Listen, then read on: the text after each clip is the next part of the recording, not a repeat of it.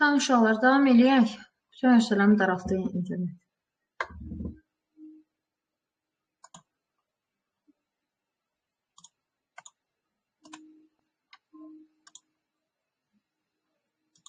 Əsas odur ki, axırıncını da yəni götürə bildiniz ekran skrinini. Əla. Qaydasındadır ələkən şey. Bu tiplini də başa düşdünüz də, hərəsindən birini izah edirəm. Sadəcə mən sizdən soruşmaq istəyirdim ki, birinin sualı varmı burada, nəyi niyə edirik? Sualınız var idi mi bayaqki yazdığımızla əlaqədar? Yoxsa yoxdur? Baxın, 141 də o tiplidədir. Yəni, demək olar ki, bunlar əksəriyyət o tiplidədir. Yəqin ki, anladıq, başa düşdük, nə etmək lazımdır. Bir dənə hansı tiplini qurmaq istəyirəm, uşaqlar? 17 tiplini nəyə görə? Bir də mənə kimsə səsini açsın desin ki, 17 tipli alqoritmin növü hansı alqoritmə əsaslanır? Yəni, xətti, budaqlanan, dövrü olmaqla. Xətti dedilər. Başqa fikirlər alın. Ay, sağ ol. Deməli, biz yəni x-in yerində nə qoya bilərik biz burada? Yəni, bizə burada nə deyir? Həqiqi dəyər deyir. Mən burada kök altında, yəni mənfi dəyər, x-ə elə bir dəyər verə bilərəm ki, kök altında alınan qiymətimiz mənfi olar. Və ona görə də bu, belə deyək, y funksiyasının tapılması üçün mütləq x-in qiymətini fərqli götürməliyik. Nədən? Yəni, belə bir şərt verməliyik. Mənfi ədəddən fərqlidir. Mənfi ədəddən fərqlini necə götürə bilərik, uşaqlar? Yəni, necə edə bilərik? Kiçikdir, 0 şərtini əsaslandıra bilərik. Aydındır, başa düşdük. Tamam, o zaman biz başlayaq. X-in girişə verilmiş həqiqi qiymətində. Yenə birinci mən riyazi qaydaya əsaslanıram. Bundan sonra daha maraqlarını keçəcək uşaqlar. Ən maraqlı alqoritmlər yanınızda saxlayın dövrlərdir. Riyazi tərəfdir. X-in girişə verilmiş həqiqi ədədi deyil. O zaman mən başa düşməliyəm ki, mənim bir dənə X-ə ehtiyacım var. Y-i elan etməyinlər başlaman. Çünki Y sadəcə olaraq cari ifadənin nəticəsində gedişatda qiymət alacaqdır. Əvvəlcədən elan etməyə ehtiyac yoxdur. Və mən təyin etdiyimə görə ki, bax, bu kök altına baxın, özümdə riyazi olaraq bunu başa düşürəm. Kök altında x üstə gələk 3. Məsələn, mən burada x-ə tutaq deyirəm. Verdim mənfi 8. Və mən baxıram ki, bu zaman mənfi 8 üstə gələn 3 bərabərdir kök altında mənfi 5 dəyəri çıxacaq. Və bu qəbul olunmazdır riyaziyyatda. Ona görə mənim burada şərtim nə olmalıdır? X nə olmalıdır?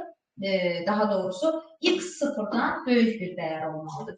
Bu dəyəri götürməklə blok sxemimizi qura biləcək.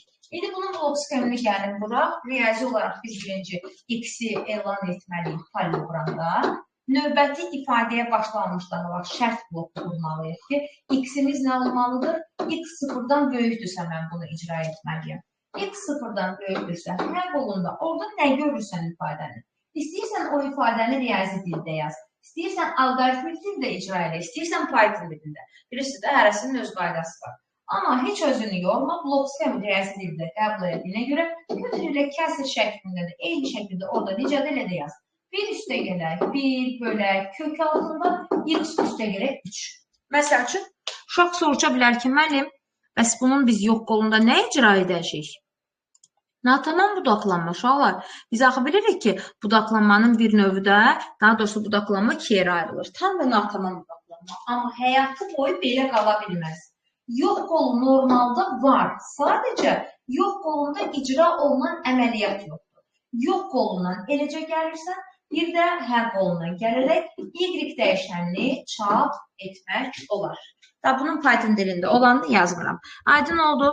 Bir sözlə ifadələrdə, ən çox bölünmə olan ifadələrdə məxrəci sıfıra, nə bilim, yəni niyə sıfıra deyirəm? İndi burada kök altıda əsas dəyər kimi. Məxrəcin sıfıra bərabər olma ehtimalı varsa və yaxud da kök altı dəyərlər varsa, kök altında mənfi ədədin alınması, belə deyək, məqamı varsa, o zaman konkret şəkildə budaqlanan alqoritmə doğru gedəcək. Aydın oldu. Bu da bayaqçılar kimidir. Ədədlər daha çoxdur, daha maraqlıdır. Özünüz quracaqsınız. Gəlin özünüz qurmamışdan qabaq belə bir şey eləyək də. Qurmağa ehtiyac yoxdur. Sadəcə olaraq hərə öz fikrini bildirsin ki, mən blok sxem qurası olsam, bu 4 dənə şərtdən neçəsini quraşam? 4-ünü də mi, yoxsa 3-ünü də mi? Səsiniz gəlməz. X-i kifayət edirmi, yoxsa başqa fikirlər varmı? 3-ü deyən var. Başqa. X-i və 3-ü dediniz. Başqa, əmin cavab istəyirəm. Konkret, X-i mi, 3-ü mü?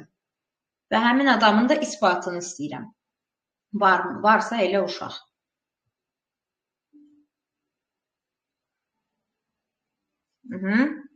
Yoxdur uşaqlar.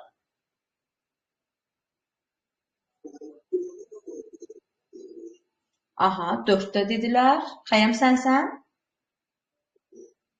Xəyəm də 4-ünü dedi. 2 dedilər, 3 dedilər, 4 dedilər, 1 də desəydilər başım bağlayardı sualı. 3. Uşaqlar, gəlin, bax o sizin qabağınızda ya ruçka vərək yoxdur, ya var ərinirsiz ədəd oxununda ən azından başa düşməyə. Mən sizin əvəzinizdə bunu icra edim. Gəlin baxaq görək, burada bizə lazım olunan neçə dənə şərt blokudur ki, biz əsasən Quranda bunların hamısını qururuq. Deməli, mən burada gördüyüm rəqəmlər nələrdir? Ədədlər mənfi 3, bir də 15, bir də 5 dəyər var. Mən bunların hər birini ədəd oxununda ifadə edirəm. Başa düşməyənlər xahiş edirəm, desin ki, mənim siz nə edirsiniz? Deməli, sıralamaya əsasən ədəd oxununda birinci nəyə yazmalıyam? Mənfi 3-ü. Növbəti yazacağım dəyər nə olmalıdır? 5. Növbəti yazacağım dəyər nə olmalıdır? 15. Birinci baxası olsa, deməli bu ifadəni, yəni y-i bu ifadəni nə zaman tapıram? X-im nə olardı? 1 mənfi 3-dən kiçik olan dəyərlərdə, bu hissələrdə, bir də mənfi 3-ün özünə bərabər olanda. İndi baxın, növbəti hissəyə gəlirəm. Bəs y-in bu ifadəsini nə zaman tapıram? X 15-dən böyük olanda. Deməli, bu aralıqda da icra olunan bir əməliyyatım var. Bəs bu əməliyyatı nə zaman y-ə bərabər edirəm? Bu aralıqda hansı rəqəmlər var? Zəhmət olmasın, səsinizi açın və mənə deyin. X böyükdür, mənfi 3-dən kiçik bərabərdir 5-dən. Hansı dəyərləri nəzərdə tutur? Buyurun. Aha. Sağ ol. İndi buna bax. Deməli, söhbət bu aralıqdan gedir. Bax, buradan mənfi 2, mənfi 1, 0, burada yazacağım 1, 2, 3, 4, bir də 5-in özündə, düzdür? Yəni, bu aralıqda qalan hamısını bu ifadə ilə tapıram. Bunu da bildik. Və baxın, 3 şərti uşaqlar qurulmalıdır. O heç sözsüz. Bu 3 dənəsi hökmən qurulmalıdır. Yəni, 2 dənəsini olmaz. O kim 2 dənəsi demişdi, deməli, o yanlış cavab. İndi görək, xəyalın dediyi düzdür, yoxsa yox. Və diqqətli baxın. Siz bu şərtləri ödədikdən sonra X-in ala biləcəyi hansı dəyərlər arada qalır? Baxın, bax, hansılar getdi? 3-dən kiçik və 3-ə bərabər olanlar, mənfi 3-ə. Sonra ikinci şərtiniz ödədi 15-dən böyük olanlar. Üçüncü şərtiniz də ödədi düz mənfi 2-dən 5-də daxil olmaq var. Deməli, bunlardan heç biri deyilsə, X nə ola bilər? Düz 6-dan hara qədər aşağılar? 15-ə qədər. Bax, aralıqda bunlar qalır. Gəlin görək, həmin o aralığı növbəti şərtin ödür ya yox. Bu şərt bizə X-in hansı dəyərlərini verir? 5-dən böyük, 15-dən kiçik bərabərdirsə, düz 6-dan başlayıram. Hara qədər? 15-ə qədər. Gördünüz aşağılar. Bu şərt bunu ödədiyinə görə arxayam. Deməli, ay bala buna ehtiyac yox olur. Birbaşa bu şərtin yox olunda bu ifadəni y-ə bərabər edəcək. Sadəcə səbir, diqqət. Siz elə istəyirsiniz, şifahi baxıb nəyisə icra edəsiniz, o da olmur. Kimisə sualı varmı? Buyurun. Tamam. Yoxdursa. Bəli, skrin eləyin ekranı. Elədiniz? Əla, qəşəng. Şoğlu, bu tipləri azdan dərsdən qabaqkindən nisbətən biraz yaxşı başa düşdünüzmü? Yoxsa heç fərq etmədimi? Kimdəsə fərq etmədisə də zəhmət olmasa, səmimi şəkildə səsini açsın ki, ay müəllim, Allah bayaq da eyni idi, indi də eyni şey oldu. Heç nə başa düşmədim dərsdən. Varsa elə bir uşaq, buyurun. Hansı tiplərə gəlir ya uşaqlar? Bax, bu tiplərə keçirik ki, ən sadələrindən başlamaq istəyirəm, mürəkkəblərinə doğru. Verilən ifadəyə görə dövr alqoritm qurulması və bəzən ifadə verilmədikdə sadə sözlə ifadə edəcəklər bizə. Məsəl üçün, bunları da mən riyazi məsələnin dövr alqoritmləri deyirəm. Yəni, bunlar situasiya deyirlər. Konkret riyazi ifadələr verilir və biz bunun blok sistemini və eyni şəkildə Python-ını qurmalıyıq. Mən paralel şəkildə icra edirəm ki, sizə daha rahat olsun. Yenə ilkin olaraq biz bunun 3 dənə qaydaya əsasən riayət edəcəyik. Birinci neyəcəyik? Riyazi tərəfini anlamağa çalışırıq. İkinci, blok sxemini qurmağa çalışırıq. Üçüncü, Python-da icra etməyə çalışırıq. Mənə gəlir, belə siz də daha yaxşı başa düşəcəksiniz. Birinci, mənə lazım olan riyazi tərəfi haradır buranın?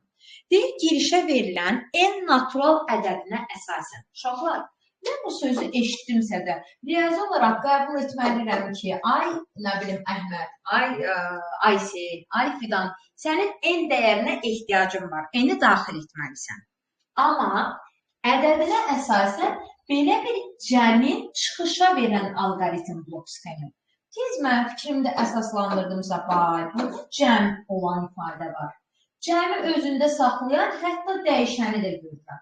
O zaman cəmi icra edən dəyişənimizin ilk dəyərə ehtiyacı var. Cəmi ifadə edən, cəmi özündə saxlaya biləcək dəyişənin ilk dəyəri 0 idi, yoxsa 1 idi aşağılar? Kimin yadındadır? 0 idi. Əla, bunu da verdim. Mən üçüncü olaraq burada başa düşməliyəm ki, xətti dövrü yoxsa budaqlanan alqoritmi icra edirəm. Dövrü, özünüz görürsünüz ki, birdən n-ə qədər, n də daxil olmaqla kubu. Dövrilik olan yerdə uşaqlar olmalıdır ilk hədd. İlk həddimiz neçədir? Baxın, başlanğıcdan sözünüz gedir. Əla, 1. Son həddimiz nədir? Gördüyünüz üzərə bura baxıram, n. Və silsilə fərqim nədir? 1, 2, 3 bunlara əsasən deyirəm ki, silsilə fərqimizə deyildir. Əla.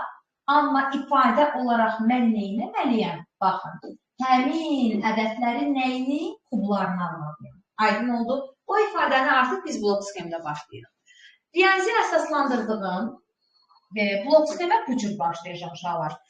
Mən prosta yer buradan eləyə bilməyəcəm. Gəlin birinci belə eləyək. Birinci modifikasiyalı ilə quraq. Sonra eyni şeyin while-ını da qurarıq. Kimə nə rahat elə davam edəcək. Deməli, sən birinci n-i daxil etməlisən. N-ə heç bir dəyərdən mənimsətmədiyinə görə paralleloqramda verirsən. Növbəti cəmi özündə saxlaya biləcək dəyəri artıq düzbucaqlıda verməlisən ki, s-in qiyməti 0-dır. Biz ilk həddimiz və son həddimiz silsilə fərqimizə görə 6 bucaqlıda, yəni modifikasiyalıda i bərabərdir. İlk həddimiz 1-i, son həddimiz n-i və bilirsiniz ki, vergül qoyuq, üçüncü yazacağımız addımımızdır. Silsilə fərqimiz 1-i yazmırıq aşağılar. Niyə?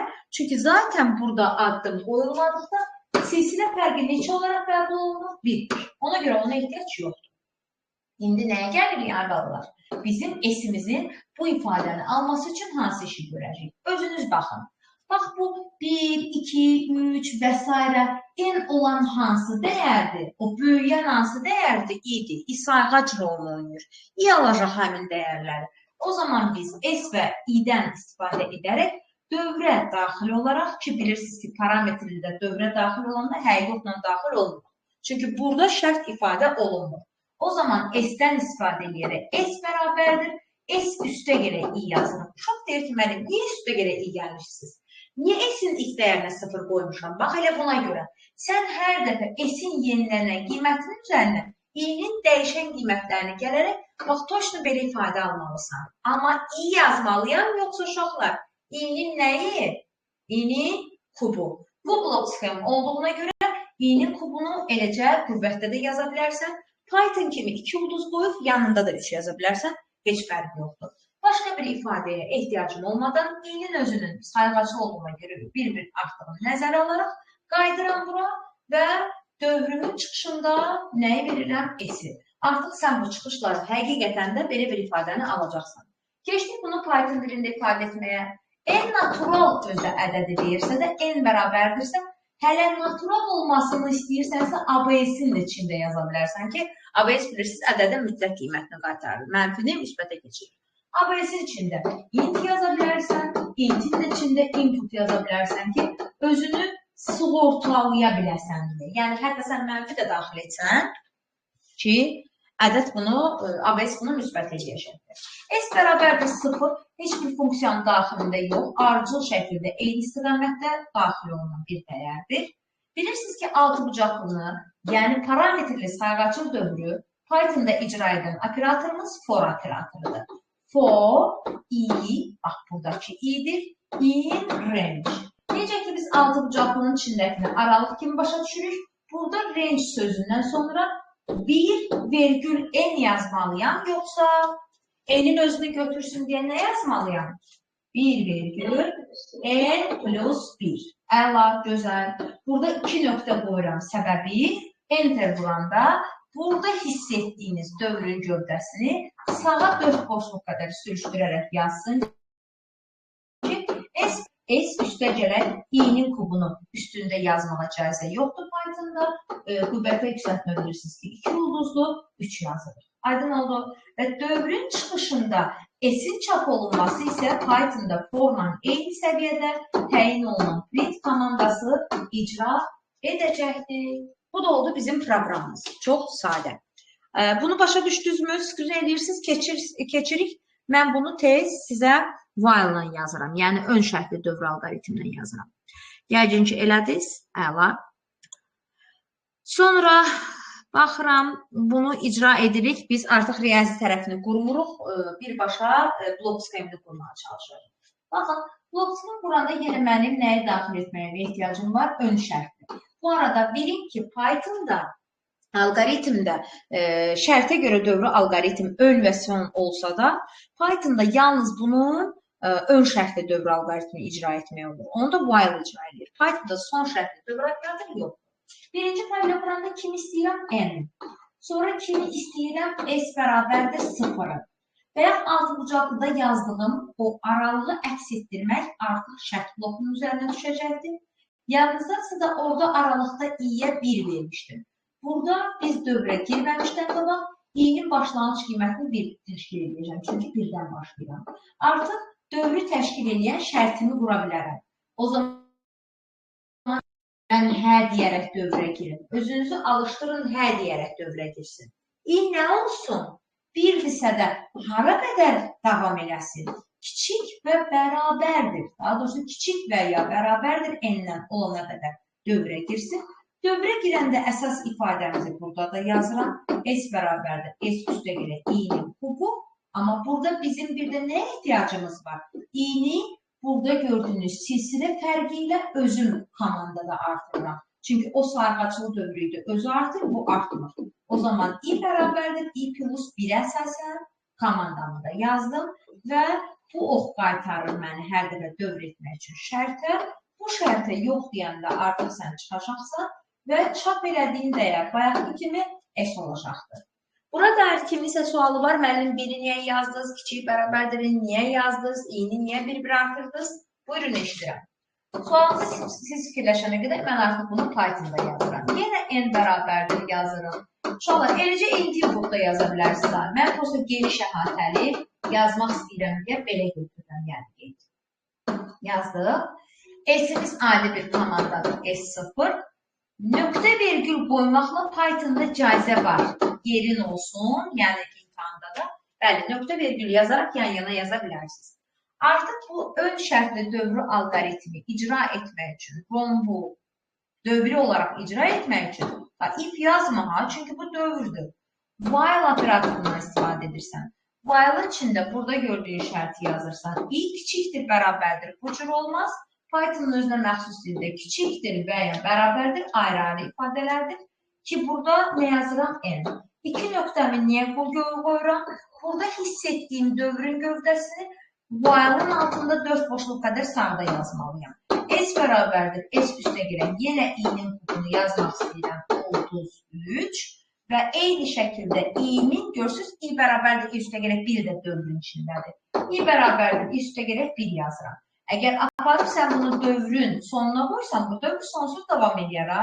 I artmaz. Hər dəfə sən soruşacaqsan ki, i kiçik bərabərdir n-dən. Yəni 1 kiçik bərabərdir n-dən. Deyəcəksən hə və heç vaxt dövrdən çıxmayacaqsan. Amma bizə lazımdır ki, i bir böyüsün. Nə zamansa n-dən böyük olsun ki, mən dövrdən çıxam. Və görürsünüz ki, yox qolunda icra olunan paralelogramın içində olan s-i while-la eyni səviyyədə təyin olunan print-i içində yazaraq çapa çıxarmış oluram. Hamıya aydındırmı? Bunun çətin versiyasına keçək. Ekran skrinini götürün zəhmət olmasa. Sizi çox yormayım. 1-2-3 dənə misaldan sonra yekunlaşdıraq bu günlük. Yəqin ki, götürdünüz ekran skrinini də. O zaman başa qaydıram və gəldik bu hissələrə. Bəzən verilən ifadələrdə bir yox, bir neçə komanda ola bilər. Onu da hiss eləməyə bacarmalıyıq. Uşaqlar, gözünüzü qorxutmayın. Ay Allah, mən necə bacarıram? Zaten sizin seçdiyiniz birinci qrupdan, məqsədli uşaqlardan söhbət gedir. Kompüter elmləri, kompüter mühəndisliyi, informasiya təhlükəsizliyi, kiber, fərqi yoxdur. Bunları seçən uşaq, bunlara siz necə baxmalıdır? Belə yağ qaymaq kimi ki, ay nə gözəldir, qəşəngdir, zövq almalıdır. Yox, zövq almırsınızsa, deməli, haradasa problem var. Aydın oldu. Deməli, gördüyünüz üzərə mənə nə verir? Bayaqki kimi demir, girişə verilən n ədədinə falan demir. O demirsə özüm incəliyəm. Mənə bir ifadəni verirdi. Bu ifadənin qiymətini hesablayan alqoritm blok sistemidir. Təbii ki, mən birinci bunun riyazi dilini başa düşməliyəm. Riyazi olaraq başa düşməliyəm. Riyazi olaraq mənim anladığım nədir? Mənim hansı dəyişəni klaviaturadan daxil etməyə ehtiyacım var? N. Əla. Yəqin ki, nida işarəsinin burada faktorial olduğunu hamı nəzərə alır. Mən burada ifadələri yazmalıyım. N-i daxil etməliyəm. S burada yenə gördüyünüz üzərə cəmləməni həyata keçirir deyə ikinci olaraq mənim cəmləmə prosesini özündə saxlayacaq S dəyişəninin ilk qiymətinin 0 olmasına ehtiyacım var. Amma mən burada cəmləmə prosedurundan başqa toplananların özünün də faktorialını görürəm. Deməli, üçüncü olaraq faktorial ifadəsinin bir ədədin hasili olaraq başa düşürəmsə, hasili özündə daşıya biləcək dəyişənin ilk qiyməti P və yaxud da H-dan. Ürəyin nə istəyir, yaza bilərsən. Prosta özündə indidən dəyişənləri monotonlaşdır. Yəni, ya bu, ya bu. Yoxsa imtihanda başın qarşılayacaqdır. P bərabərdir 1. Mən əsasən P və yaxud da H olaraq istifadə edirəm hasil komandalarını. Bunu da görürəm orada. Əla. Bəs mən dördüncü olaraq artıq başa düşürəmmi ki, bu dövrü alqoritmdir. Dövrün alqoritmin olduğunu başa düşürəmsə, mənim ilk həddə ehtiyacım var. İlk həddim nədir uşaqlar burada? 1-dir. Mənim son həddim nədir bəs burada?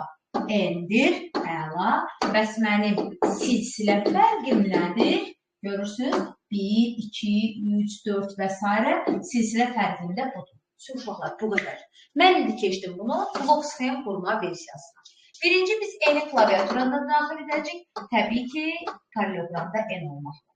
Növbəti cəm üçün S, hasil üçün təyin elədim P dəyərlərini bir düz bucaqlıqda yazaraq yerə qənaət edə bilərəm. S-in qiyməti 0, nöqtə vergül və yaxud da vergüldə yaza bilərsiniz, P-nin qiyməti 1.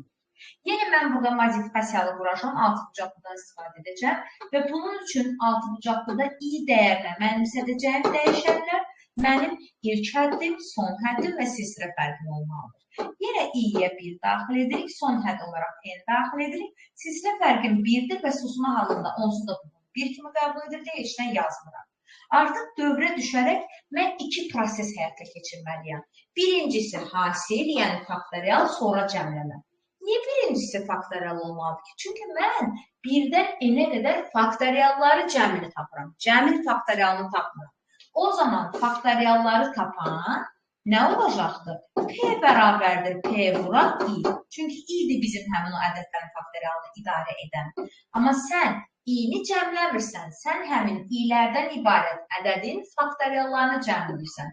O zaman artıq S burada S-in üstünə P gəlməklə həmin o tapılan faktorialları cəmləyəcəkdir.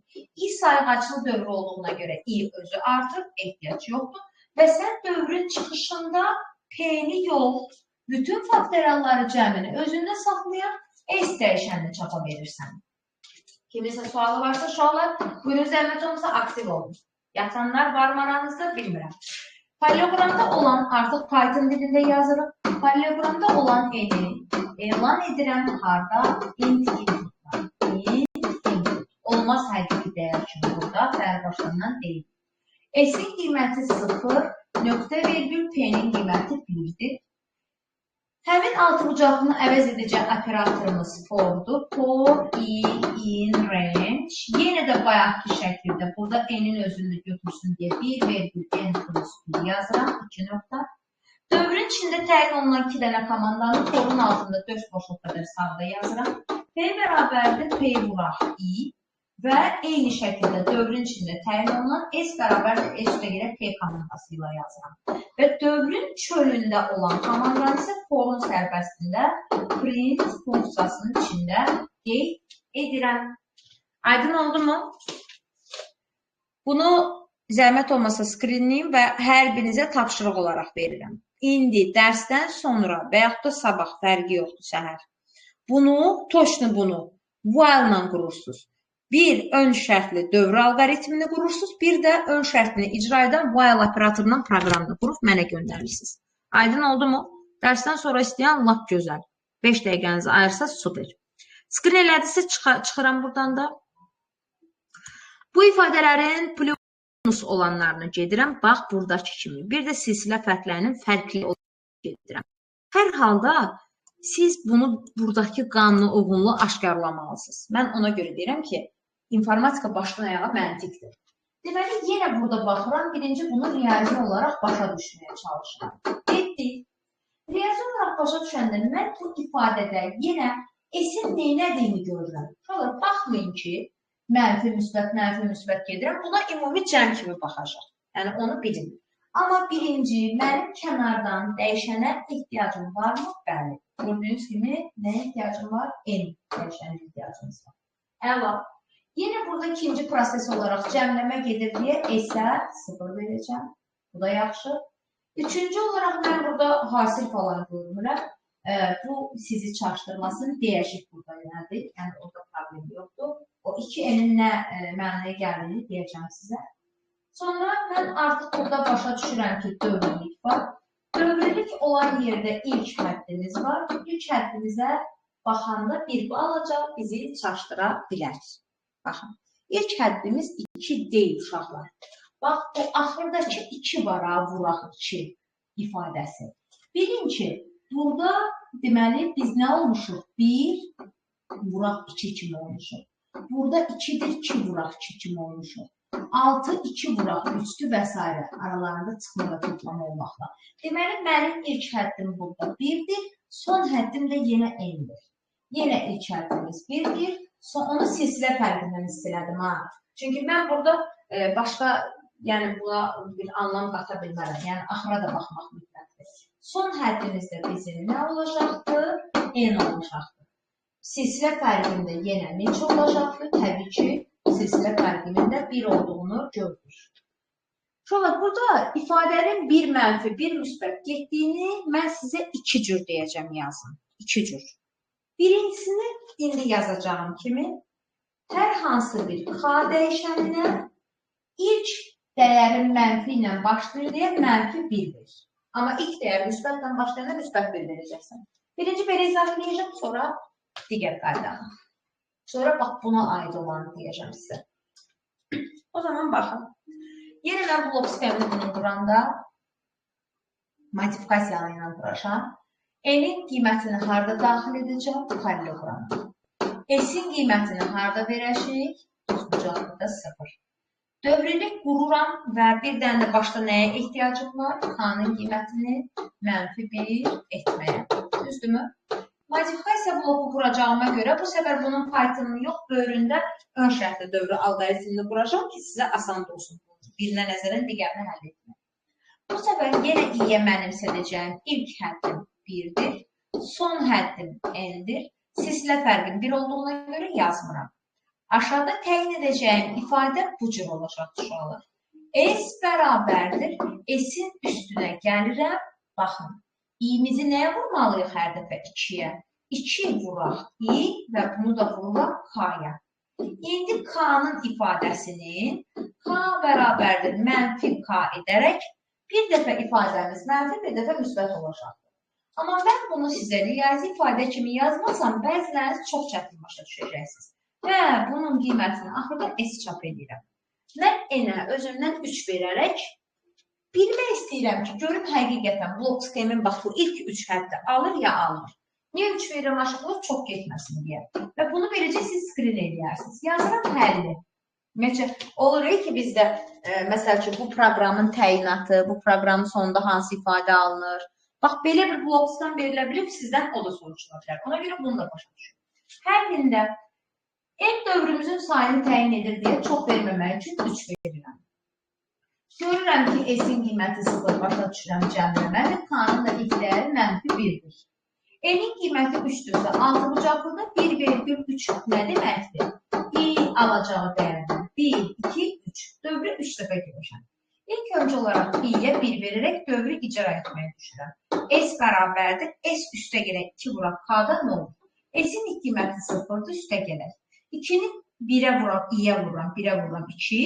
Amma k-ya vuranda nə olur? -2, çünki -1-dir. O zaman bu işarə dəyişilir, olur 2. 0-dan da 2 çıxanda nə qalır aşağılar ifadə? -2. Gördünüz, hələ ki düz başlayırıq bu ifadədə. Və burada k-nın qiyməti -k olaraq -1-dirsə, -k demək nə deməkdir? Bu müsbətə çevrilir. Sonra mən birinci səfər dövrə girdim, ikinci səfər dövrə girirəm i-nin 2 qiymətindən. S bərabərdir. S üstə gələk. S-in qiyməti -2-dir. Üstə gələk. 2-ni vurur i-yə. 2-ni vurur 2-yə, bir də vurur k-ya. 2-ni 2-yə vuran 4, 4 də müsbət vuranda olur 4. Baxırsınız, burada da doğru getdim. Və k-nın qiyməti müsbət 1-dir. -k deyərək -1 olur yenidən. Nəhayət, i-nin axırıncı qiymətindən dövrə girirəm. S-in qiymətini, i-nin axırıncı qiymətindən buradakı ki, rahat istəyini edəsiniz. S-in qiymətinin üzərinə açıq yazıram. S-in qiyməti -2 üstə gələk 4. Bunun üzərinə gəlməliyəm, 2-ni vurmalıyam i-yə. 2-ni 3-ə vuranda 6, 6-nı da vuranda k-ya -6 edir. Ona görə çıxaq 6 edir. Uşaqlar, 3 dəfə dövrə girdim və həqiqətən baxdım ki, mənim dövrə girdiyim ifadə alınan ifadənin başlanğıcı ilə eynidir. Deməli, ödəmiş oldu. Nəyi niyə yazmışam, yəqin ki, başa düşdünüz. Bu zəhmət olmasa screen edin, bunun sağ tərəfini, həllisini silim. Elədiniz?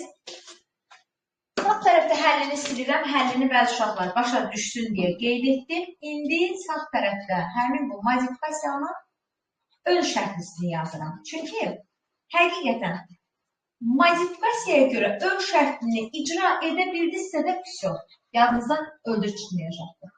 Mən demirəm ki, imtahanda sırf bizə seçim qoyur ki, bunu modifikasiyalı ilə elə, ön şərtlə elə, hələ ki elə bir şey olmur. Amma birdən də sənə dedim ki, ön şərtlə dövrü alqoritmində icra et. Necə eləyəcəksən? O, müəllimim həmişə modifikasiyalı demişdi, mən indi eləyə bilmirəm. Doğrudur mu? O zaman birinci modifikasiyalı ilə icra etmək, yəni ön şərtlə icra etmək üçün elimiz öz yerində qalır aşağıda. Paralelogramda gəlir. Yenə də S ilə K-nı hələ bir düz uzaqlıqda da yaza bilərəm. S bərabərdir 0, vergül, K bərabərdir -1. Əla. Amma bu səfər mən dövrü idarə edəcəyim dəyişən i-dir deyə i-nin ilk dəyərini bəri başlandan düz bucaqlıqda verirəm ki, 1-dir. Gördüyünüz kimi. Artıq dövrümü icra edən şərt blokuna düşürəm ki, şərt blokunda yazıram. Bayaq nə yazmışdıq? i birdən n-ə doğru gedə bilsin deyə dövrə hə ilə girmək üçün necə şərt qoyacam? N-in özü də daxildir deyə i kiçikdir bərabərdir n-dən. Və burada gördüyümüz iki dənə komandanın ikisini də yazıram. Birinci komandamız S bərabərdir. S üstə gələk 2, vuraq I, vuraq K. Növbəti komandamız K bərabərdir. Mənfi K. Növbəti komandamız isə I-nin hər dəfə bir artması üçün əlimlə ifadə yazıram. Yəni, bu sayğaclıq deyil. I üstə gələk 1. Всё. Bu komandalar hər dəfə şərtə qayıdır. Şərti yox dedikdən sonra isə çıxıram və nəyi çap edirəm? S-i. Gördünüz aşağılar. Deməli, bu dövrdə sayğacda yazdığımız I bərabərli 1-i qabaqcadan elan edirsən. Ümumiyyətcə, bu aralığı alması üçün belə bir şərt qurursan və I-ni artırmaq üçün isə bir dövrün içində saymalısan. Yoxsa bu dövrün sonsuz icra olunar. Kimisə sualı varmı buradan? Sıxın eləyin zəhmət olmasa. Mən bunun sizə, o dedim ki, ikinci bir üsulla izah eləyəcəm, K-sız. İndi onunla izah eləyirəm ki, çox rahatlıqla başa düşmək. Hara qədər hansını siləcəm, onu deyim sizə. Böyle bak şey bunların hansını silim. Çünki qarşıcaq bir-birini. Deməli, K olmasa neyniyəcək? Mən bunu hardan görürəm uşaqlar? Siz də görürsünüz ki, bəziləriniz, baxın, axırda görürsünüz nədir? Mənfi 1 üstü n. Deməli, mənfi 1-in üstü tək olanda ifadə nə olur? Mənfi, cüt olanda cüt. O zaman üstlərlə işləyəcəyik. Gəlin baxaq necə? Yenə S-ə 0 verirəm, K-ya ehtiyacımız yoxdur. Modifikasiyalı qururam deyə I bərabərdir, gedirik 1-dən n-ə və artıq S ifadəsində görün nəyə saşır. S bərabərdir, S üstə gələk. K-mız yoxdur artıq, amma mən yazıram. Mənfi 1-in üstü nə? I vuraq, deməli, 2I. Baxın aşağılar. Həqiqətən mənfi K-nı əvəz etdi mi? Bəli, əvəz etdi. Niyə? Burada da K-ya ehtiyacımız yoxdur deyə bu dövrə qayıdacaqdır. Buradan da S-i çap edəcəkdir. Bax, özünüz bax, bir-iki dəfə icra edəcəm. Y'nin bir qiymətini götürəndə görün ifadəmiz nə olacaq? S bərabərdir. Sıfırın üstünə gələcəksə, mənfi 1-in üstü 1 neçə eləyəcək? Mənfi 1. Mənfi 1-i də 2 vuraq. Yəni, 1-ə vuranda eləyəcək mənfi 2. Y'nin 2 qiymətini götürəndə, bura hələ də üstə gələk yazsam, S-in qiyməti mənfi 2-də artıq üstə gələk. Mənfi 1-in üstü 2, nə eləyir artıq? Cüt qüvvətlidir, müsbət 1. 2-ni də 2-yə vuranda olacaq 4. Gördünüz aşağılar. Eyni qayda ilə belə də gedir. Yəni, mənfi K-nı, o K bərabərdir 1-i, bax, bu ifadə əvəz edə bilər. Uşaqlar, qaydasında da bir şey. Başa düşürük, anlayırıq. Sizi daha yormaq istəmirəm. Məndən olsa, yəni keçərəm. Sadəcə mən belə deyə eqaist elə bilmərəm. Bilirəm ki, sizin artıq sabaha dərsləriniz də var. Ona görə sizlə sağollaşmaq istəyirəm.